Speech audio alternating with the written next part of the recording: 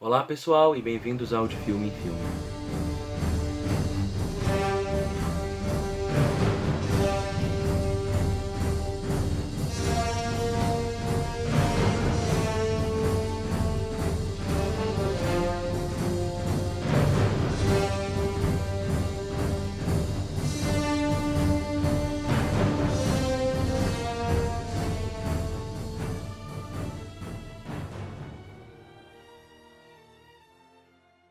O De Filme em Filme hoje vai tratar de um dos filmes que eu acho mais interessantes e curiosos dos anos 80, vinculados aí àquele tipo de cinema de ação, barra ficção, barra fantasia, barra épico, né?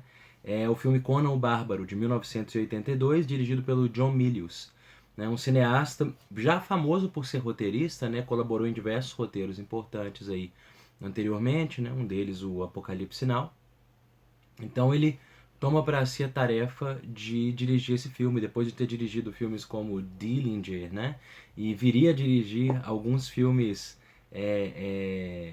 daquele momento de meio Red, a retomada de um Red Scare nos anos 80, que é o Red Dawn, é o Amanhecer Violento, vai ter uma refilmagem mais tarde dele também. Então é um cineasta curioso aí, e um roteiro engraçado na colaboração desse roteiro, porque ela é uma colaboração do próprio Milius e do Oliver Stone, que é uma figura que eu também acho muito interessante. Parecem duas sensibilidades em conflito, assim. Então, assim, é um filme que ele é um filme, já no início dele, repleto de aparentes contradições, né? Nas figuras que escrevem, na figura que dirige.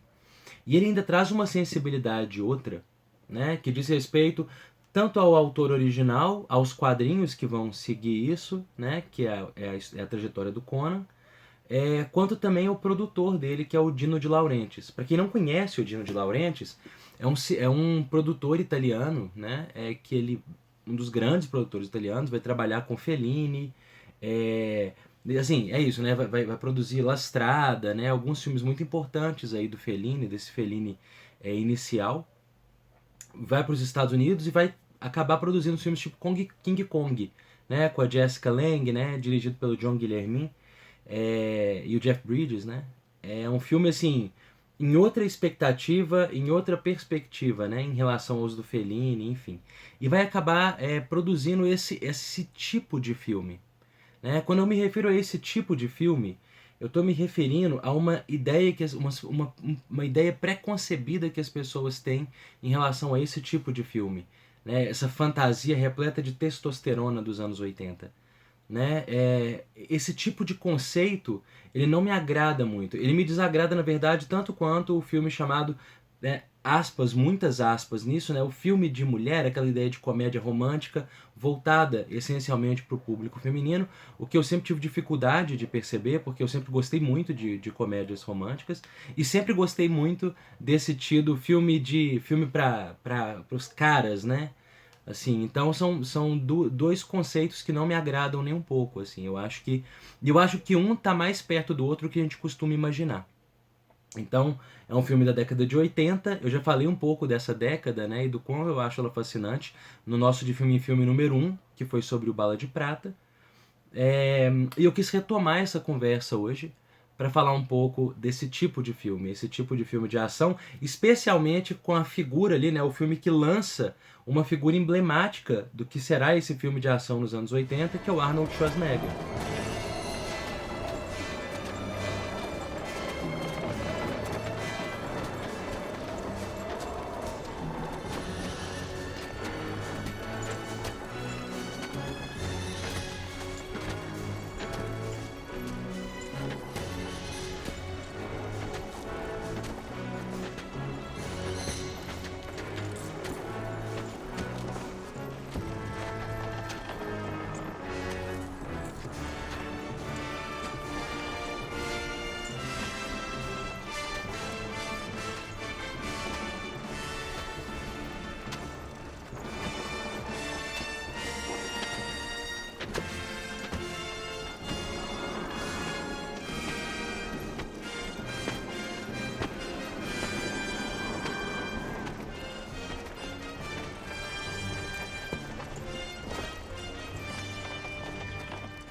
Uma outra questão que eu acho importante colocar é a desse tipo de filme.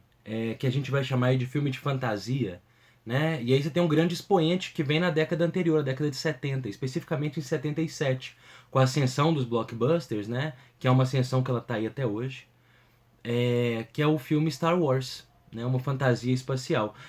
Tiveram muitas comparações na época do Conan com Star Wars. A maioria delas criticando o Conan. Não foi um filme muito bem aceito pela crítica na época dele.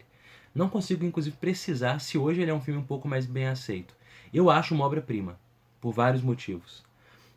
Então, o que eu acho digamos assim, tem uma sensibilidade extra no Conan que ela remete a toda a história desse tipo de filme, capa e espada, filme de fantasia, né? Que tem esse toque italiano que o Dino de Laurentiis eu acho que ele traz pro Conan, né?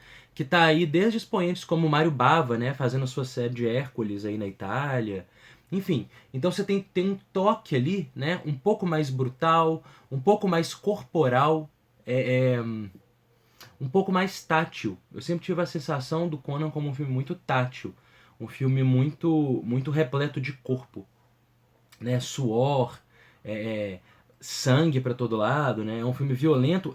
Antes dessa violência se tornar algo tão estilizado, né? Que se tornou ascético, se tornou não ameaçadora. Né? No Conan você ainda tem essa coisa da ameaça, do corpo que ele se desfaz, que ele se abre, né? Eu não esqueço, quando criança que eu vi o filme, de uma cena em que o Conan, vendo hoje até meio mal feita, mas que ele passa a espada na barriga de um cara, a barriga abre e sai sangue, assim, durante uma luta. Isso é um detalhe numa luta, mas que sempre me marcou muito, assim. Então ele é um filme muito brutal, né? É um filme que, abre aspas aí, isso foi citado pelos criadores do filme, era para ser um filme como Inferno na Terra, né? Era para ser um filme realmente brutal, árido, né? Duro mesmo, um filme duro, desprovido de afeto a princípio. Isso é estranho porque isso contradiz algumas coisas, né? Esse deve ser um dos meus filmes favoritos dentro desse subgênero de fantasia, da capa e espada, né? Eu acho que é um dos filmes mais interessantes do tipo, né? Você tem vários outros filmes aí que a gente poderia listar aqui, né? Senhor dos Anéis, Willow, etc, Estribilho e tal. Tem vários filmes, né? Você tem só dois famosos aí. E ele demarca também o início de uma outra tendência, que vai culminar em filmes tipo O Príncipe Guerreiro, que vai culminar em Os Bárbaros, um filme dirigido pelo Ruggero Deodato, que é o diretor do Holocausto Canibal, né, o Cannibal Holocaust, como ele é mais famoso, né? Então ele demarca o início de um tipo de cinema também que traz os elementos do exploitation para dentro desses filmes de fantasia, de capa e espada, né? Eu acho que o Conan ele é um marco muito importante nessa trajetória desse tipo de filme, né? E que demarca também um antes e depois nessa percepção até da figura do próprio Schwarzenegger, como eu falei antes, né? Como um homem dessa figura de ação, dessa figura da corporalidade, né? Ele e a Sandahl Bergman, que é a atriz que está nesse filme, que é uma atriz muito interessante também, e que a gente consegue falar de 3 grandes filmes dela aqui, né? Nos quais ela, enfim, grandes no sentido de como ela participa do filme, que é o All That Jazz, no qual ela faz o papel de uma dançarina, ela de fato era uma dançarina, né? Digamos assim, a percepção corporal dela deixa isso claro pra gente. As lutas, inclusive, tem uma perspectiva meio que de dança quando a gente pensa na Sandahl Bergman.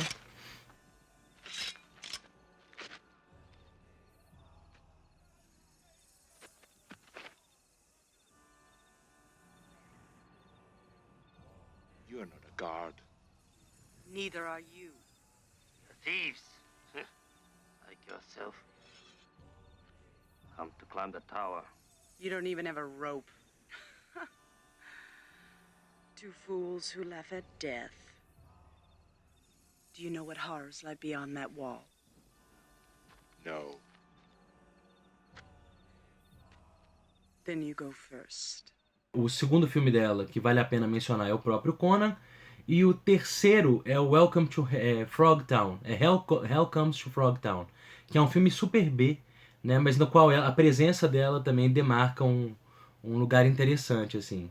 De como a fisicalidade dela tem presença, né? Enfim. Então é um filme que ele escolhe os atores muito em função do corpo, da fisicalidade, de como eles se movem, né? O que de uma forma ou de outra pode ter vínculos aí com o cinema de exploitation, no que diz respeito tanto à violência quanto à nudez e às cenas de sexo.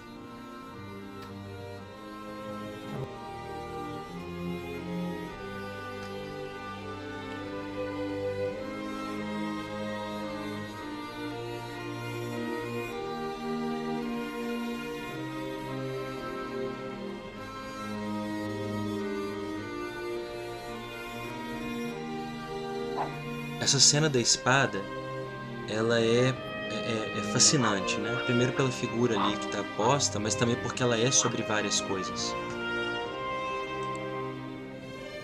É sobre a fisicalidade das coisas, a corporeidade das pessoas. É um dos poucos momentos em que um personagem realmente tem um avanço aí, dado a ele pelo antagonista, como é típico nesse personagem, né? Ele não escuta os avisos de afeto, ele se atém àquilo que a materialidade é capaz de ensinar a ele. Então por que eu acho que o Conan ele se diferencia um pouco de outros filmes do mesmo estilo, né? Tendo já falado da fisicalidade, tendo trazido outras questões aí do Conan, né? Que eu acho que estão todas muito amarradas, né? Os produtores, as mentes por trás do Conan, né? Contabilizando aí os atores e toda a sua corporeidade, enfim. Me parece que o filme do Conan, ele sempre ele diz respeito a um personagem e um gênero, né? Um personagem que ele quase corporifica todo um gênero, pensado como esse cinema de testosterona, que nega certas dimensões de mistérios, né? Que nega certas dimensões das delicadezas da existência, né?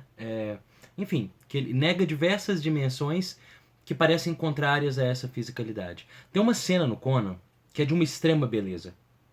É a cena, logo no começo do filme, duas cenas que eu acho que são marcantes aí. O primeiro, o diálogo do Conan com o pai dele, nas montanhas.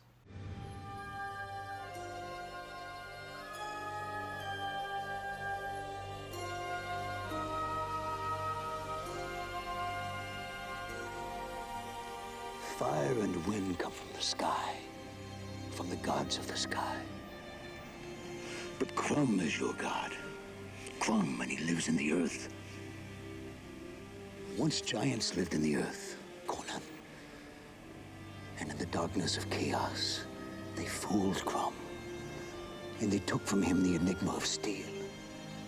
Crum was angered, and the earth shook. And fire and wind struck down these giants, and they threw their bodies into the waters. But in their rage, the gods forgot the secret of steel and left it on the battlefield. And we who found it are just men. Not gods, not giants. Just men. And the secret of steel has always carried with it a mystery. You must learn its riddle, Conan. You must learn its discipline. For no one in this world can you trust. Not men, not women, not beasts. This you can trust.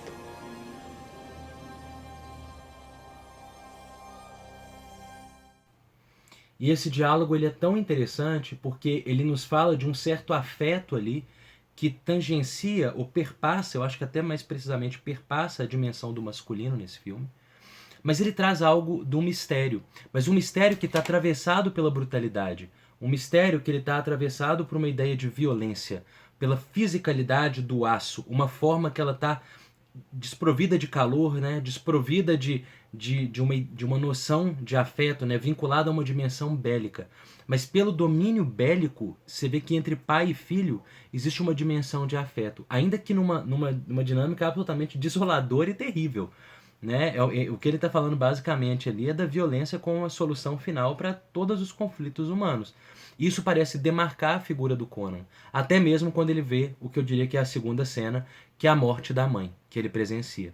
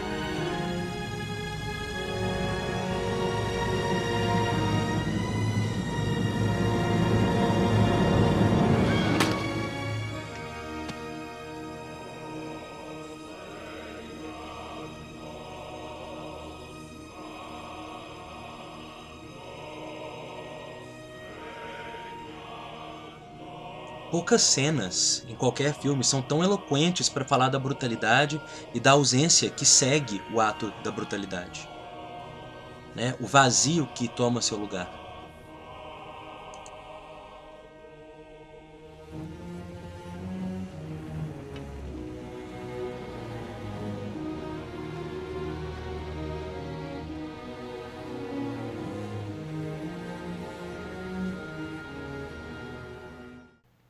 O que é tão fascinante nessa cena também é que, assim como a primeira, né, onde você tem aquele movimento das nuvens, né, tem alguma dimensão ali que parece sacralizar aquele momento, a morte da mãe do Conan também parece. A forma como ela é filmada, né, a forma como as coisas vão acontecendo naquela cena, né, e a forma como a figura do Conan criança testemunha a cena.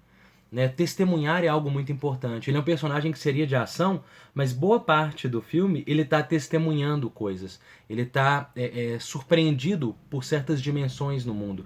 Quando ele encontra a mulher demônio, né? que se torna em demônio quando ela tem um orgasmo. Né? O que você pode discutir, inclusive problematizando isso no filme.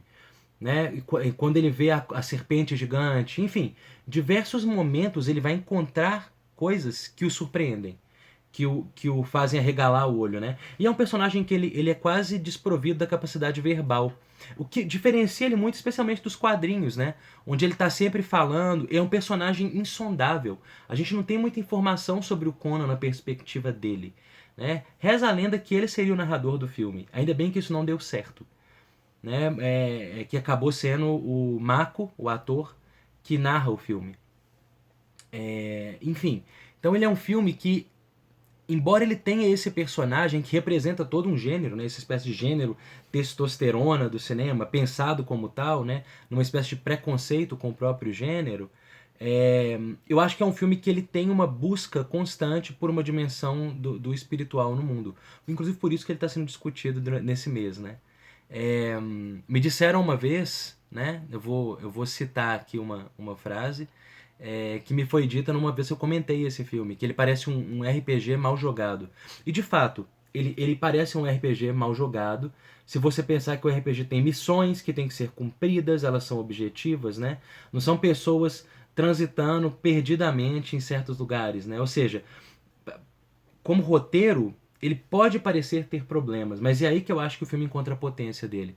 Porque o filme ele não passa por uma busca lógica e contínua do personagem do protagonista. Ele não passa por uma perspectiva de busca pelo personagem principal. Né? Ele é basicamente um personagem que está transitando, ele está errando pelo mundo e vai encontrando coisas. Né? Ele não tem uma missão específica no filme. Ela acaba se tornando uma missão de vingança, mas isso é quase acidental no filme. Né? É sobre um personagem transitando e se esbarrando em manifestações do espiritual, mas um espiritual muito árido. É importante falar isso, né? Que esse personagem constantemente nega. Né? Ele se surpreende, mas ele ignora. É muito interessante isso no Conan. Ele parece um personagem que não aprende nada até o fim do filme. Ele se mantém numa linha, várias coisas acontecem com ele, mas tudo o que ele parece fazer diz respeito a um movimento único. Ele vai se vingar. Se vinga, acabou de se vingar e acabou o filme, né? Então é muito isso, é muito linear, assim, mas, enfim, depois de um certo ponto do filme só que essa missão aparece. Até lá não acontece nada disso. I have never had so much as now. All my life I've been alone. Many times I face my death with no one to know. Look into the huts and the tents of others in the coldest dark, and I would see figures holding each other in the night. But I always pass by.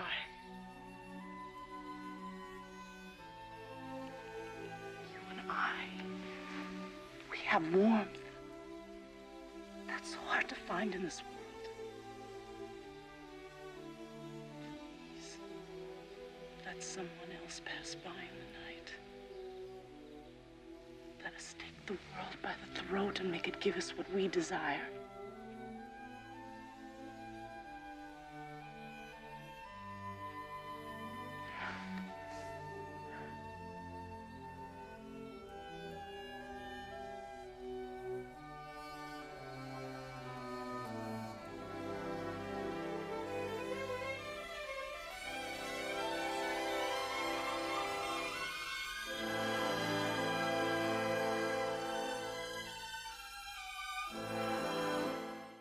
Então se a gente tem um personagem que ele nega essa dimensão do sagrado, né, e o filme constantemente infla o seu universo de manifestações do sagrado, né, mas novamente, um sagrado árido, com uma exceção no filme, é um sagrado que ele não é uma manifestação da graça, do mistério, né, de uma espécie de catarse, né, onde a gente reconhece e entende a natureza das coisas. O personagem ele é incapaz disso. Na verdade é um personagem até meio burro, assim.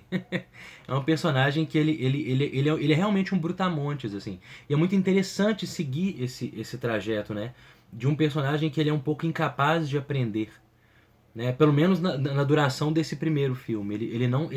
Ele aprende meio que de uma forma... Ele foi treinado para isso, ele aprende isso, aprende aquilo, mas na jornada, durante a dinâmica da existência, no trajeto do filme, ele evolui muito pouco. Ele só transita de um ponto para outro para resolver uma questão ao fim de tudo. Então existe uma espécie de falta de sentido no filme Conan que me parece muito interessante. There was a time, boy, when I searched for steel. And steel meant more to me than gold or jewels. The riddle of steel. Yes. You know what it is, don't you, boy? Shall I tell you? It's the least I can do. Steel isn't strong, boy. Flesh is stronger. Look around you. There, on the rocks. That beautiful girl. Come to me, my child.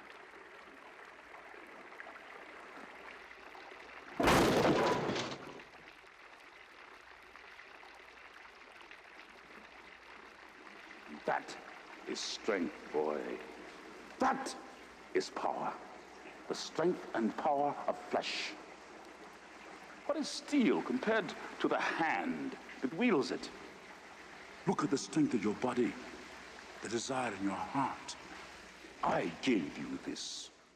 É uma falta que se manifesta no que no próprio filme foi chamado o mistério do aço, né? O que a gente já falou, é uma forma bem distante do humano, do orgânico, né, das coisas. O filme começa com o aço sendo forjado, os créditos iniciais, que belíssimos créditos iniciais.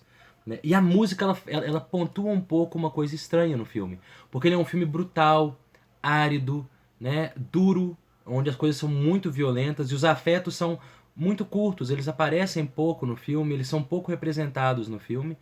E aí você tem uma cena no fim do filme no qual a amada morta do Conan primeiro luta pela vida dele, né, subindo em cima dele, pela fisicalidade dele, o peso do corpo dela, ela sustenta aquele homem contra os espíritos que estão querendo arrancar ele da vida material. A materialidade lutando pela materialidade contra o espiritual. E eu acho que isso é uma forma muito legal de entender esse filme.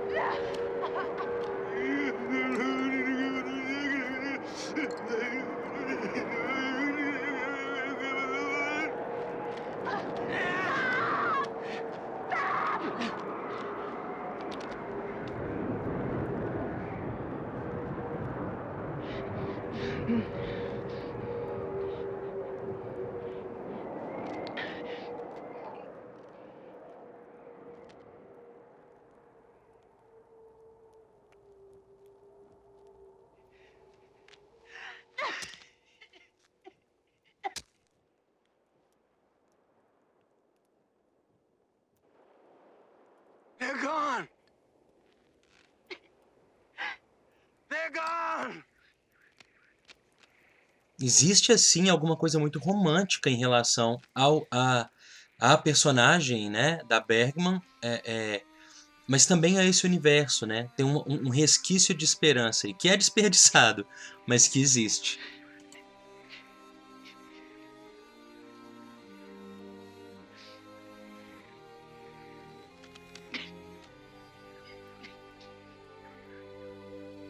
Essa personagem então se sacrifica pela figura do Conan.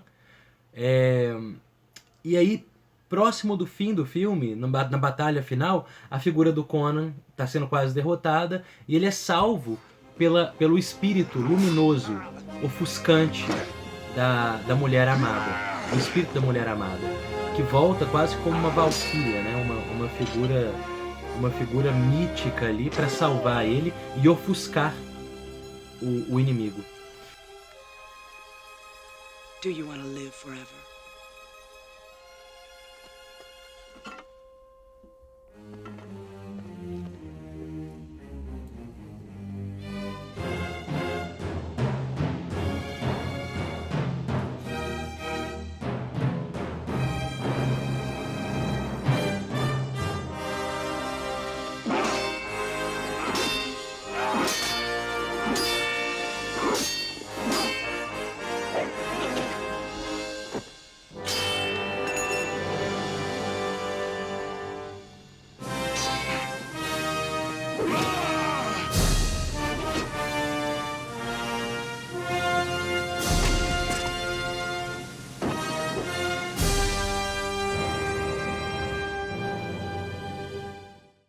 Então, é um momento que parece estranho no filme. Ele parece deslocado, parece que não pertence àquele filme. Mas talvez seja esse deslocamento que seja o cerne de toda essa discussão, né? E ainda assim isso não resolve o Conan. Ele se mantém obcecado com a sua questão final, que é a vingança. Matar o homem que matou a mãe dele. Que matou talvez esse vestígio de um imaginário do feminino na existência dele, né? Um trágico que perpassa a figura do feminino na trajetória da figura Conan. Enfim. E ele é um filme muito sobre isso, né? Sobre essas estruturas de afeto. A belíssima cena, a participação do Max von Sydow como rei, que pede a ajuda ao Conan e os colegas, né, ladrões, para salvarem a filha dele. Né? É uma cena belíssima, assim. É uma cena quase também meio fora, assim, né? A frase final desse rei para Take all ele. you can carry.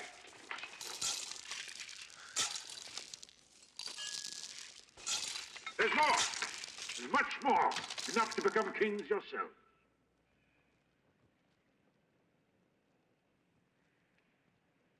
There comes a time, thief, when the jewels cease to sparkle, when the gold loses its luster, when the throne room becomes a prison,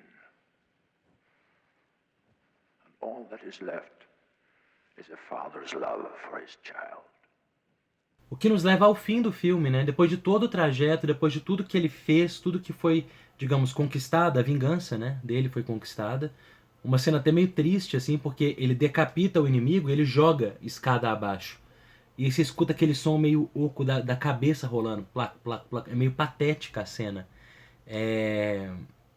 Né? Ou melhor, né? Desprovida de uma grandiosidade, assim. É uma cena em que a vingança parece muito pouca. Né? E agora só fica o vazio. E aí a cena final é o Conan já velho, rei, assentado no trono, com o rosto perturbado, cansado, desiludido, né? Cansado de carregar o peso do mundo. Nos parece que essa figura negou essa dimensão do espiritual até o fim da existência.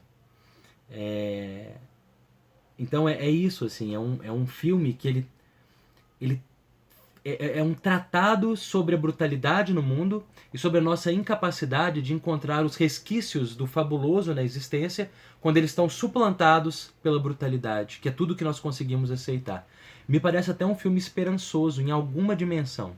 Não acho que é um filme otimista, não, mas eu acho que existe algo de esperança nesse filme. Talvez não para o personagem, mas dentro do universo, né? Existe esperança.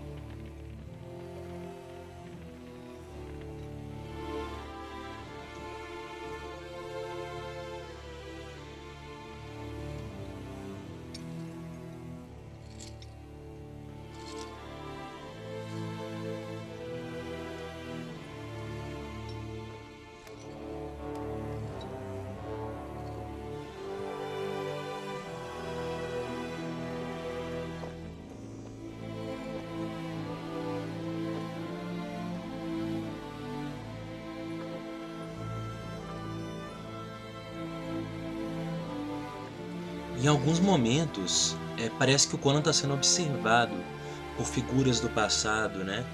É isso, é um personagem que ele foi construído pelos seus antagonistas. Essencialmente é uma história de famílias, né? Pais e filhos, pais e filhas, né? O pai até mesmo como antagonista, a figura que fabrica aquele filho, né? Que gera aquela forma final, né? E a dor como aprendizado supremo, porque tudo que ele aprende nesse trajeto dele é baseado na dor, na fisicalidade da dor, na dor física, né? E é como se esse personagem várias vezes se encontrasse, né? Como se ele encontrasse imagens dele mesmo, né? No rei desesperado, né? No rei morto que cai do seu trono, né? Então é como se ele fosse encontrando a própria imagem dele, possíveis imagens dele, nunca escutando e nunca aprendendo com as vozes de afeto do mundo, apenas com aquilo que tem de brutalidade, né? Então ele assimila, ele parece assimilar e aprender no mundo essencialmente aquilo que é marcado pela violência corpórea.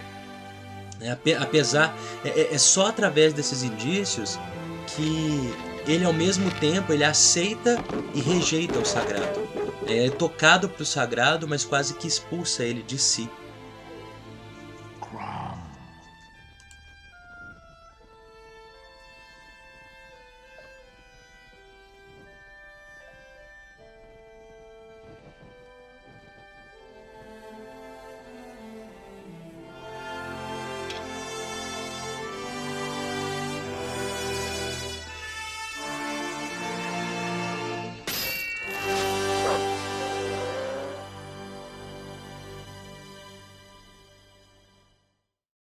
Esse foi o De Filme em Filme dessa semana. Oh, I'm going down the road feeling bad. Oh, I'm going down the road feeling bad. Oh, I'm going down the road feeling bad. And ain't gonna be treated this way.